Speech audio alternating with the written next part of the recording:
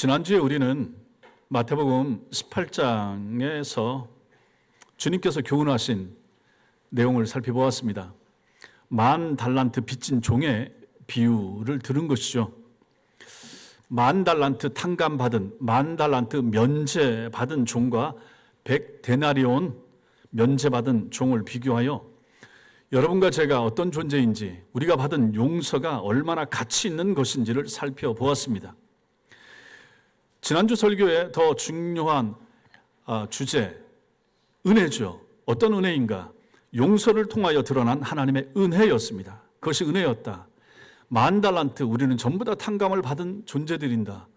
그러니 그것이 얼마나 큰 은혜인가 하는 것을 살펴보았습니다. 오늘도 우리는 정확한 내용이 용서입니다. 용서에 대한 말씀을 살펴보는데, 지난주에 마태복음 18장 말씀을 간간히 같이 섞어서 이 말씀을 보겠는데, 오늘은 온전히 용서에 대하여 초점을 맞추어 살펴보겠습니다. 용서하고 용서받는 일은 사람이 살아가는 삶 속에서, 인간관계 속에서 피할 수 없이 일어나는 일이기 때문에 여러분과 제가 잘 배울 필요가 있습니다. 가정에서도 마찬가지고, 사회에서도 마찬가지고, 친구 사이에도 마찬가지고, 우리는 용서받아야 되고 용서해야 됩니다. 그러므로 오늘 성경에서 말하는 용서가 어떤 것인가, 성경적 용서의 정확한 의미가 무엇인가 잘 들으시고 실천할 수 있는 하나님의 사람들 다 되시기를 주님의 이름으로 축원합니다. 먼저 우리가 잘 아는 요셉의 용서 이야기를 좀 볼 필요가 있습니다. 본문은 요셉의 생애의 마지막 이야기를 기록을 하고 있죠. 요셉은 야곱의 12아들 중에 아버지 야곱의 사랑을 독차지하던 그러한 아들이었습니다. 아버지가 이삭이 요셉을 편애했습니다. 지금이나 예전이나 편애는 좋지가 않은데 편애가 집안에 문제를 일으켰죠. 그래서 이것은 작은 문제가 아니라 집안의 비극이 되었던 것입니다. 17살 먹었던 시절에 요셉을 형들이 미워하여 싫어하여 형들이 요셉을 상인들에게 팔아버린 것입니다. 붙잡아서 꼴보기 싫다고. 그리고 아버지한테는 형의 옷을 벗겨서 짐승의 피를 묻혀서 짐승한테 죽었나 봅니다 하고 거짓으로 고한 아주 큰 폐륜을 행했던 것이죠. 팔린 이 동생 요셉은 애굽으로, 이집트로 팔려갔습니다. 애굽에 가서 바로 왕, 애굽의 왕이 바로 파라오입니다. 바로 왕의 친위 대장, 경호실장 역할을 감당하던 보디발이라고 하는 사람의 집에 종으로 팔려가게 되었던 것이죠. 거기서 종으로, 노예로 살아갑니다. 근데 거기서 일을 잘합니다. 신임을 얻습니다. 이 내용은 우리 앞부분에 나와 있고, 이제 많은 부분들은 또 성도들이 잘 알고 계시니까 자세하게 설명하지 않겠습니다. 이 보디발의 집에서 잘 섬기고 잘 일을 하고 중요한 일을, 가정 총무 일을 맡아서 감당하다가 그 자기의 주인인 보디발의 아내의 유혹으로부터 자기를 지키려고 하다가 강간 미수범으로 몰려서 오히려 감옥에 갇히는 억울한 일을 당하게 됩니다. 요셉이 그런 일을 당하게 되는 거죠. 감옥에 들어갑니다. 보디발의 집에 있을 때도 성실하게 자기 일을 잘 감당했던 노예 요셉은 감옥에 들어가서도 또 성실하게 그 자리에서 하나님을 믿는 하나님의 사람답게 자기가 해야 될 일 다 잘 감당합니다. 그래서 그 감옥에서도 감옥 책임자에게 또 잘 보여서 또 감옥의 여러 가지 일들을 감당하게 됩니다. 이 감옥에서 또다시 반전이 일어나게 되는 거죠. 감옥에 애굽 왕의 아주 중요한 일을 맡았던 신하 2사람이 감옥에 갇히게 됐는데, 떡 맡은 제사장과 술 맡은 관원장의 이 꿈을 해몽을 해주게 되는 것입니다. 근데 그 꿈대로 이 사람들이 되는 거죠. 한 사람 죽을 것이고 한 사람은 살아나서 복권될 것입니다 라고 꿈을 해몽을 해줬는데 그대로 됐습니다. 여기서 끝난 것이 아니라 어느 날 바로 왕이 꿈을 꾸게 됩니다. 그런데 자기 꿈을 그 땅에 있는 그 뛰어난 사람들, 그 박수, 술사들 아무도 해몽을 못합니다. 이거 좀 누가 해몽 못하겠느냐라고 했더니 복직되어서 풀려난 사람이 그걸 기억한 거죠. 아, 내가 감옥에 있을 때 내 꿈을 해몽해줬던 요셉이라고 하는 청년, 그 청년 때문에 내가 지금 여기에 와 있지 하는 생각이 시간이 흐른 다음에 이제 그때 생각이 난 거예요. 그래서 왕 앞에 구하고 요셉이 왕 앞에 가게 됩니다. 그리고 왕이 꾼 꿈을 얘기를 듣고 그것을 풀어줍니다. 그 꿈은 2가지였죠. 하나는 7년 동안 그 땅에 풍년이 들 것입니다. 두 번째 꿈은 7년 동안에 흉년이 들 것입니다 라고 하는 것을 정확하게 풀어준 것입니다. 그랬더니 바로 입장에서는 이렇게 뛰어난 사람이 없다라는 생각을 하게 되고 그 사람을 픽업하여 그 자리에서 총리로 세우게 되는 것입니다. 그리고 앞으로 풍년이 오고 흉년이 될 때 네가 알아서 네 마음대로 다 한번 이 나라를 다스려 봐라 라고 높은 지위까지 주게 되는 거죠. 일약 인생의 반전이 이 정도까지 나타날 수 있을 것인가 라는 생각이 들 정도로 그렇게 놀라운 위치로 노예가 일국의 두 번째 포지션에 오르게 됐으니 이거 얼마나 놀라운 일입니까? 요셉이 이렇게까지 되었다라고 하는 것입니다. 7년 풍년 들고 흉년이 듭니다. 흉년이 2년 차 들었습니다. 애굽만 흉년이 든 것이 아니라 애굽 나라 근처에 있었던 다른 나라들도 전부 다 흉년이 들었습니다. 그 나라 중에 어떤 나라가 있는가? 이제 요셉의 식구들, 아버지의 식구들이 살고 있는 가나안 땅에도 흉년이 들었던 거죠. 그런데 요셉이 창고를 열어서 흉년 든 사람들에게 곡식을 판다라고 하는 얘기를 듣고 먼 곳에서 곡식들을 사러 옵니다. 그 중에 요셉의 형들도 섞여 있었던 것이죠. 요셉의 형들이 곡식 사러 왔습니다. 요셉은 총리입니다. 그런데 저 사람들이 이 사람 쳐다보지를 못하죠. 그런데 요셉은 봅니다. 보다가 형들을 만나게 된 것입니다. 알게 됐습니다. 그래서 시간이 좀 지난 다음에 자기가 요셉이라고 이제 자기 자신을 커밍아웃을 하게 되는 거죠. 그 내용들이 창세기 뒷부분에 나타나는데 특별히 이제 창세기 45장에 이 내용이 구체적으로 자세하게 잘 나타납니다. 이 내용 중에 몇 절을 같이 보겠습니다. 창세기 45장 4절부터 8절 내용 4절부터 읽겠습니다. 시작. 요셉이 형들에게 이르되 내게로 가까이 오소서. 그들이 가까이 가니 이르되 나는 당신들의 아우 요셉이니 당신들이 애굽의 판자라. 당신들이 나를 이곳에 팔았다고 해서 근심하지 마소서. 한탄하지 마소서. 하나님이 생명을 구원하시려고 나를 당신들보다 먼저 보내셨나이다. 이 땅에 2년 동안 흉년이 들었으나 아직 5년은 밭갈이도 못하고 추수도 못할지라. 하나님이 큰 구원으로 당신들의 생명을 보존하고 당신들의 후손을 세상에 두시려고 나를 당신들보다 먼저 보내셨나니 그런즉 나를 이리로 보낸 이는 당신들이 아니요 하나님이시라. 하나님이 나를 바로에게 아버지로 삼으시고 그 온 집의 주로 삼으시며 애굽 온 땅의 통치자로 삼으셨나이다. 아멘. 이렇게 말하는 거예요. 형들 앞에 자기를 커밍아웃 하면서 여태까지 있었던 일에 대하여 이렇게 해석하는 모습을 보게 되는 것입니다. 이 내용이 핵심이 뭡니까? 당신들 용서합니다 라는 내용이 되는 거죠. 자기를 판 형들이에요. 자기가 팔아서 얼마나 고생을 했습니까? 지금 이 시점은 22년 정도 시간이 흐른 시점입니다. 얼마나 밑바닥에서 감옥에서 노예로서 고생을 많이 했습니까? 지금이야 총리가 돼서 그렇지. 근데 그 지나간 시간을 생각하면 그 형들이 얼마나 믿겠습니까? 근데 여기서 지금 이 얘기를 하고 있다 하는 것이죠. 요셉이 이렇게 말할 수 있었던 이유가 무엇입니까? 하나님의 은혜를 먼저 깨닫고 먼저 생각한 거죠. 하나님께로부터 내가 용납받은 것에 대하여 내가 용서함 받은 것에 대한 깨달음과 믿음이 있었기 때문에 형들을 향해서도 이러한 마음을 보일 수가 있었던 것입니다. 우리가 지금 읽었던 이 4절부터 8절까지의 내용 중에 가장 잘 나타나는 단어가 있습니다. 하나님이라고 하는 단어입니다. 하나님이 하면서 요셉이 말합니다. 자기가 당한 이 모든 일의 배후에 하나님이 계셨다라는 말을 하고 있는 거죠. 형들을 향한 요셉의 용서의 근거가 여기서 나오는 것입니다. 10,000달란트 용서함 받은 자가 100데나리온 사함 받은 자를 그 사람을 사할 수 있었던 이유가 여기 있었던 거 아니겠습니까? 10,000달란트 용서함 탕감을 받았으니 100데나리온 용서해 주는 거, 탕감해 주는 거 얼마나 쉽습니까?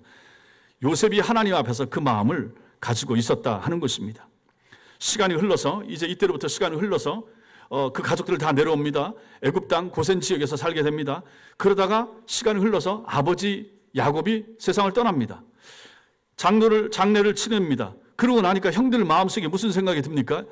45장부터 50장까지의 시간이 흐른 다음에 오늘 우리가 읽었던 50장 내용이 나오는 것입니다. 형들 생각에 아하 이제 아버지 돌아가시고 나니까 요셉이 혹시 아버지 살아 계실 동안은 참았는데 아버지 돌아가시고 나니까 우리한테 혹시 복수를 한다든지 옛날에 당했던 일에 대하여 갚으면 어떡하지 하는 생각이 들었던 것입니다.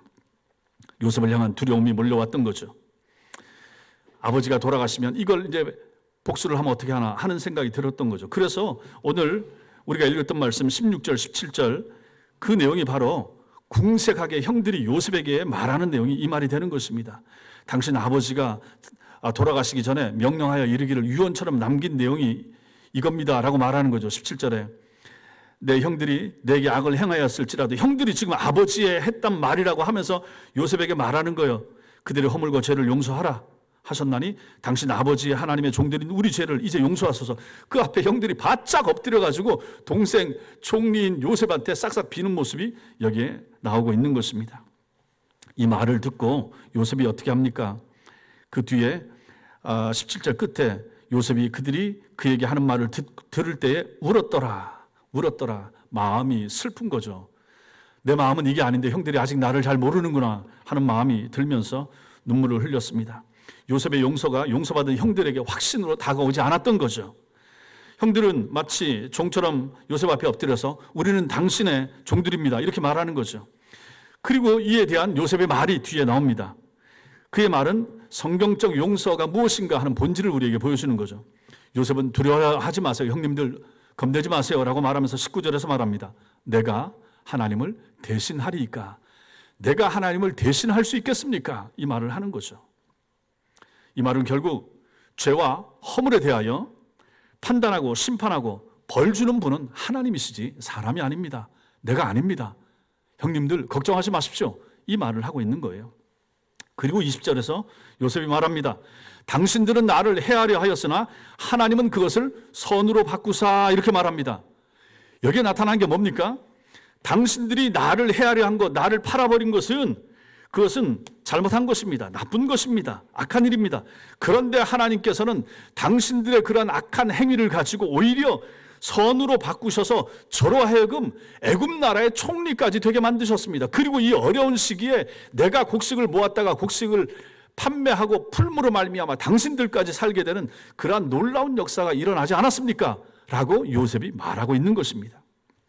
마침내 요셉은 행동의 단계로 나타납니다. 21절에 보면 이렇게 말합니다. 당신들은 두려워하지 마소서.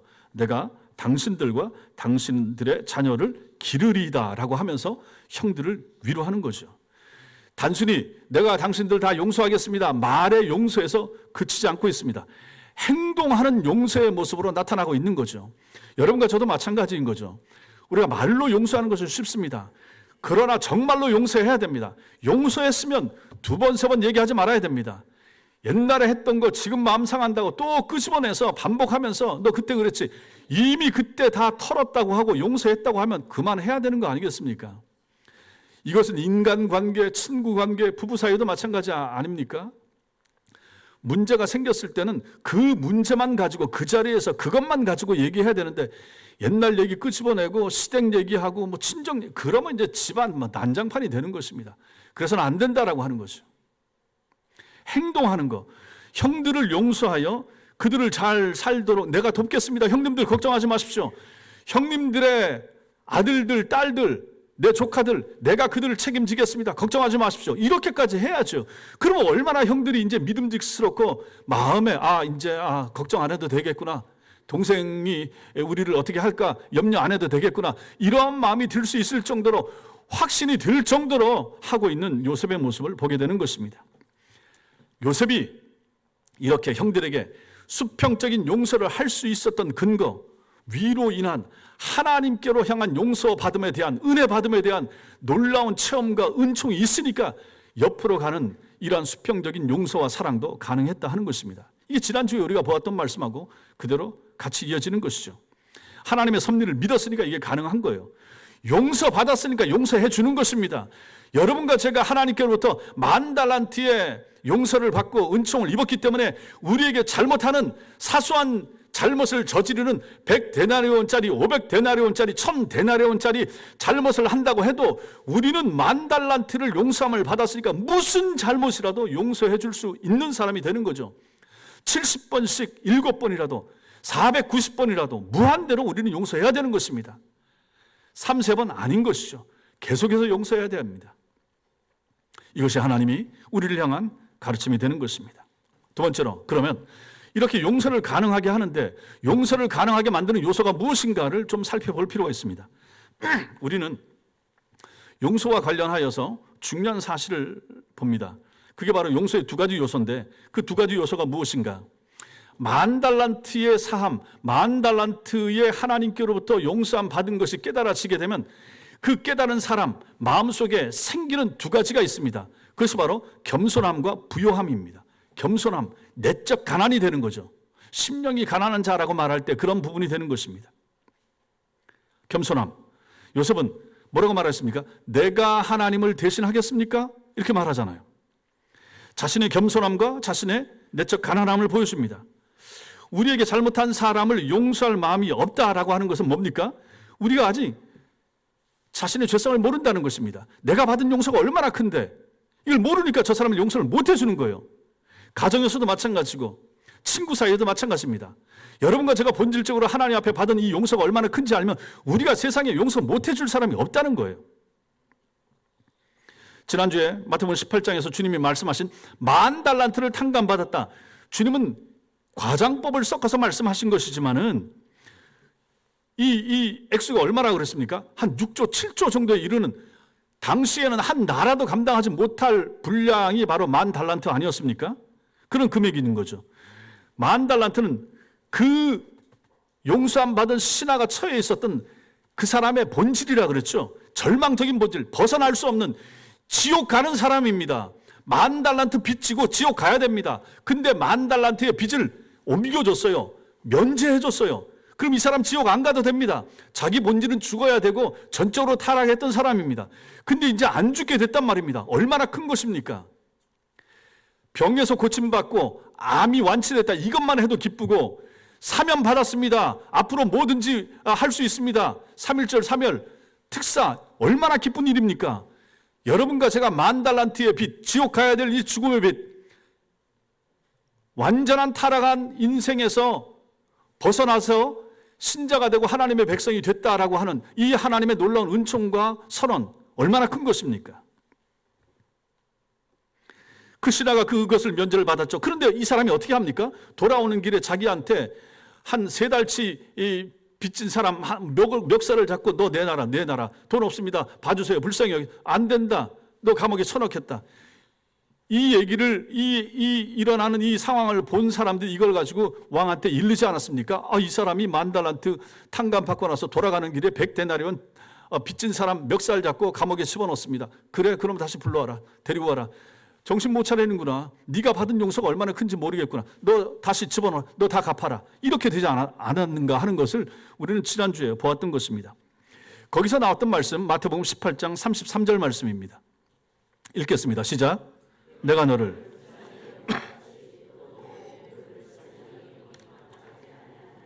여기서 중요한 단어가 뭡니까? 불쌍히 여김이 되는 거죠. 불쌍히 여김. 왕이 그 신하를 불쌍히 여겨서 탕감을 해줬던 거죠.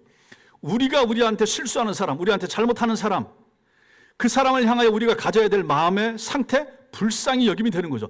내가 불쌍히 여김을 받았으면 나도 불쌍히 여겨야 되는 거 아니겠습니까?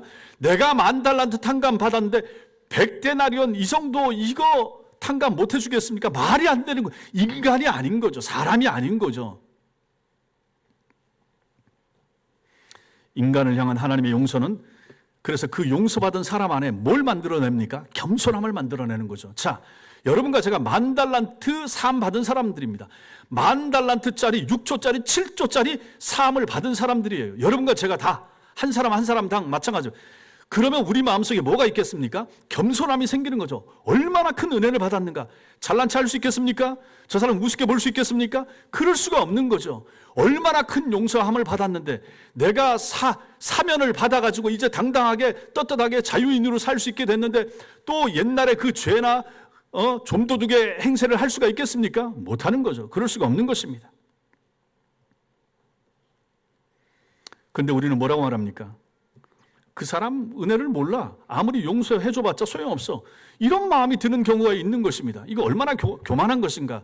나 자신은 이제 옛날에 은혜 받고 나서, 사함 받고 나서 시간이 좀 흐르고 나니까 그 사함 받은 것에 대한 기억과 은혜가 잊어진 거예요. 사라진 거예요. 그러고 나니까 나한테 잘못하는 사람, 좀 쉽게 보이는 사람을 우습게 여기는 마음이 내게서 들어온다. 그럼 이 사람 마음속에 뭐가 없는 것입니까? 겸손함이 없는 거예요. 겸손함이 없는 거예요.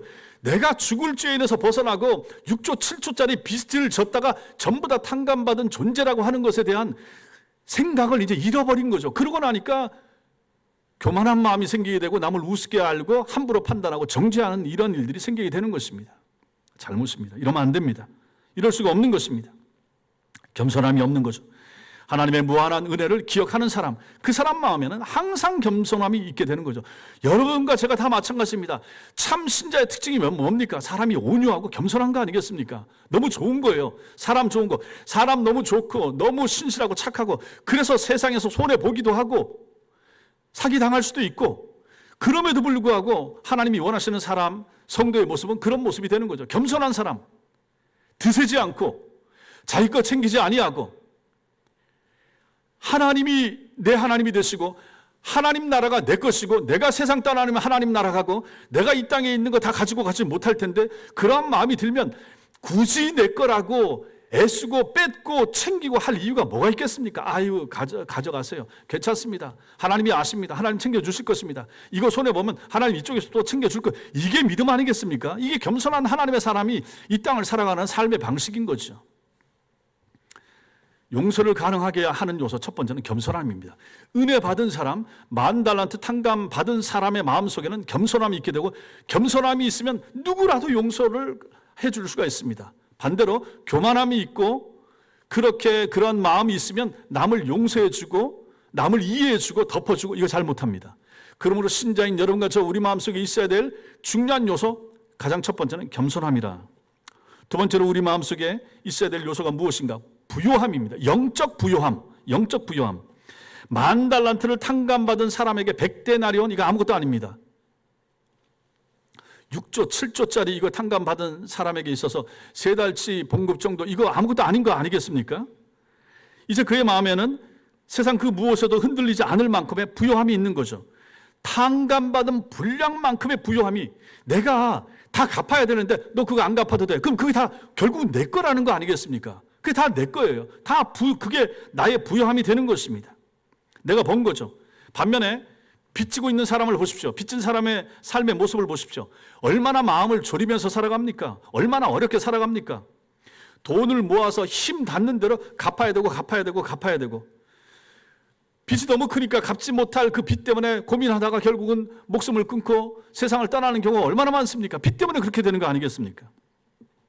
빚으로 인하여 마음이 빈곤해지고 정서가 불안해지면 다른 사람에게 너그러울 수가 없습니다. 쪼들리는 사람이 뭘 베풀 수 있겠습니까? 밥 하나를 사는 것도 마찬가지잖아요. 어렵고 힘든 사람 살 수가 없습니다. 꼭 돈만 많아야 되는 것이 아니라 마음이 여유로운 사람, 이런 사람들은 상처나 충격이나 이런 걸 잘 안 받는다라고 하는 것입니다. 내적인 부요함이 내 속에 있는 사람, 이 사람은 다른 사람에게 상처도 잘 안 받고 상처도 잘 안 줍니다. 자존감이 약하다 이런 말도 다 여기에 해당되는 거 아니겠습니까?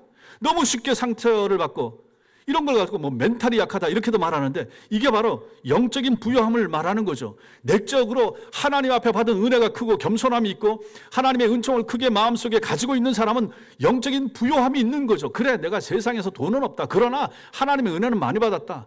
내가 다른 건 잘 못한다. 그러나 내가 교회는 섬긴다. 내가 다른 능력은 별로 없다. 그러나 내가 기도하여 하나님의 손을 움직일 수 있는 하나님의 사람이다. 좀 이런 당당함, 이런 자신감, 이런 것이 우리 성도들에게 필요한 거 아니겠습니까? 집은 없을 수 있죠. 자기 이름으로 된 거. 내가 가지고 있는 땅이나 무슨 재산이나 이런 거 많지 않을 수도 있습니다. 그러나 하나님 나라 우리 것입니다. 하나님을 아버지라고 부를 수가 있습니다. 그러한 당당함, 그러한 자유로움, 그러한 풍족함, 그러한 부요함이 우리에게 좀 필요한 거 아니겠습니까? 아니 그래야 이 어려운 세상 그 믿음 안에서 없어도 있는 사람처럼 살아갈 수가 있지. 돈도 없고 믿음도 없고 쪼들리게 살고 베풀지도 못하고 살고 마음도 좁고 그럼 어찌 살겠습니까? 답답해서. 그래서 하나님께 진심으로 회개하는 사람은 다른 사람을 용서하지 않을 수가 없는 것입니다. 따라서 남을 용서하지 못한다라고 하는 것은 하나님께 회개하지 않아서 발생하는 직접적인 결과라 이렇게 볼 수가 있는 거죠. 하나님 앞에 회개하고 마음이 부요해지고 모든 이 억눌린 짐, 빚의 짐 이걸 내려놓은 사람은 마음이 겸손해지면서 부요해지는 거죠. 누구도 품을 수 있는 마음의 상태가 된다라고 하는 것입니다. 그래서 우리가 누군가를 진정으로 용서하려고 하면 거기에는 수직적 차원의 용서를 경험하는 일이 먼저 있어야 된다.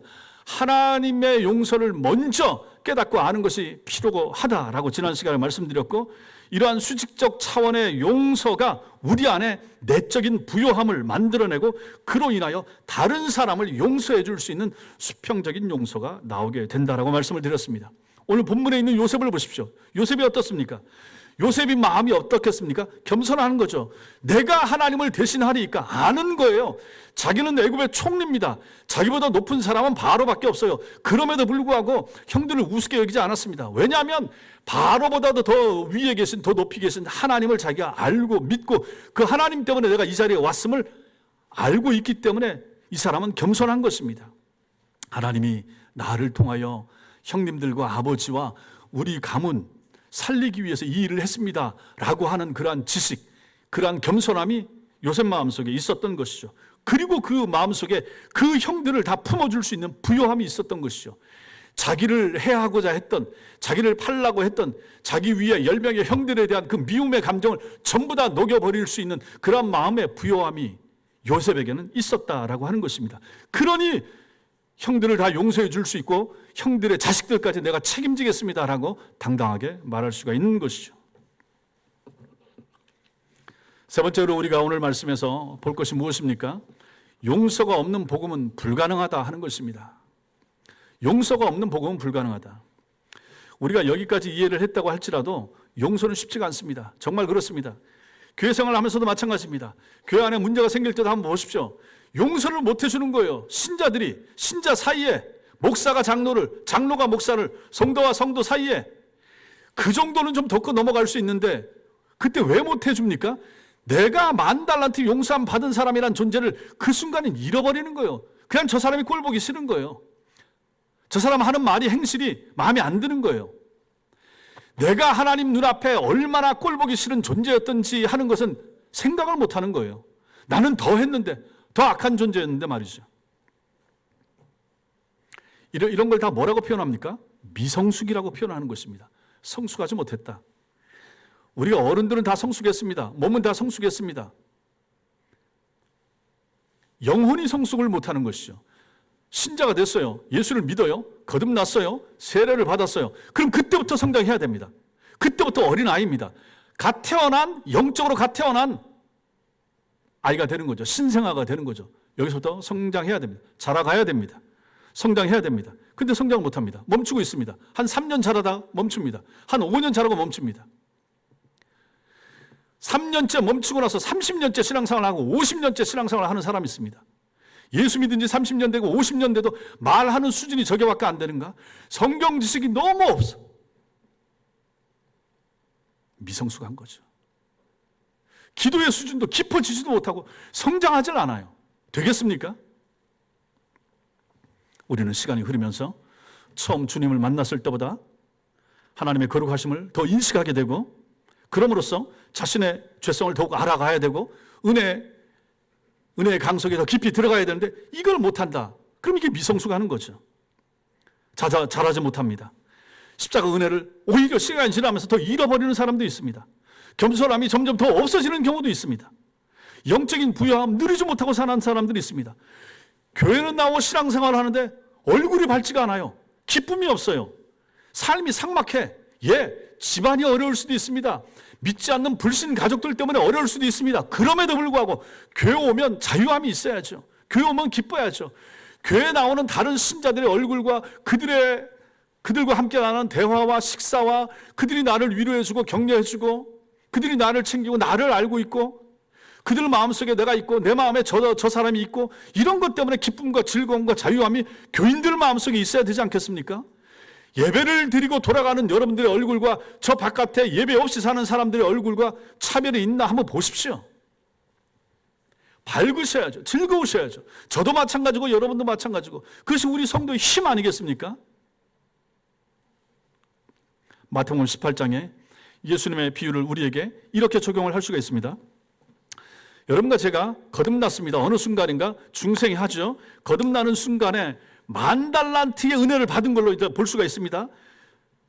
그런데 이걸 처음부터 너무 크게 10,000달란트로 다 생각 못할 수도 있습니다. 여러분과 제가 거듭나는 순간에 한 달란트 정도로만 생각할 수가 있어요. 내가 받은 은혜, 내가 구원받은 거, 용서함 받은 거, 1달란트 면제받았다 이렇게 느낄 수도 있는 것입니다. 물론 1달란트라고 해도 이거 굉장히 큰 거라고 그랬죠. 6,000데나리온이고 한 사람의 노동자가 20년 일해야 모을 수 있는 그러한 액수라 그랬죠. 엄청난 거죠. 그러니까 1달란트 정도 받은 것도 감사한 거죠. 놀라운 거죠. 회심하는 순간에 우리가 10,000달란트의 은혜를 다 누리지 못하고 1달란트 정도만 누릴 수 있습니다. 자, 그런데 3년 지났습니다. 3년 지났더니 내 마음속에 느껴지는 은혜가 5달란트 이 정도 될 수가 있습니다.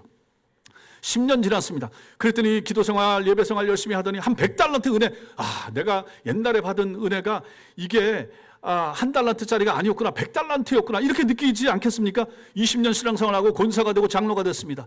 하나님 앞에 내가 예배 드리려고 앉아서 생각해보고 내 인생 생각해보고 2023년 돌아봤더니 내가 받은 은혜 이게 내가 처음에 회심했을 때 생각했던 1달란트 아니었는데 이게 1,000달란트나 됐었는데 그렇게 생각이 깊어지지 않겠습니까? 아니 그래야 마땅한 거 아니에요? 신앙생활을 하면 할수록.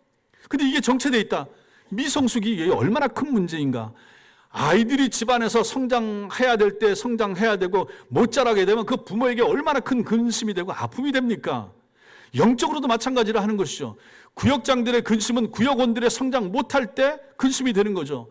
목회자의 근심은 성도가 말씀을 듣고 배우고 시간이 지남에도 불구하고 성장하지 못하고 말의 수준이나 행동의 수준이 바뀌지 않는 것에 대한 안타까움과 고민이 늘 있고 그것이 아픔 아니겠습니까?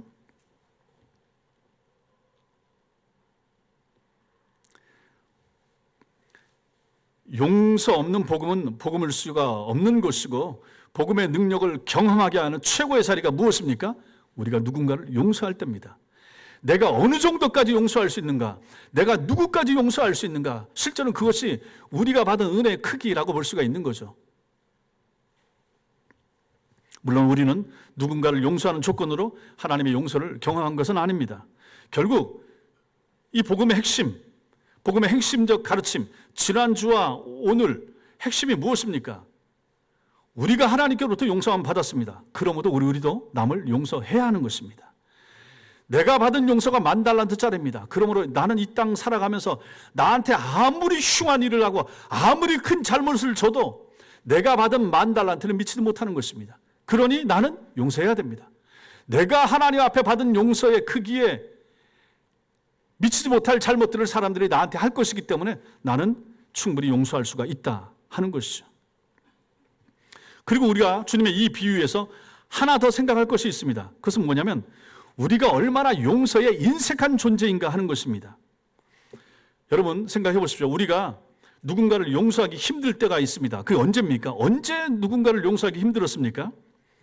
그 사람을 나하고 비교했을 때입니다. 상대평가했을 때죠. 적어도 나는 너처럼 그런 짓은 안 해. 이런 말 할 때.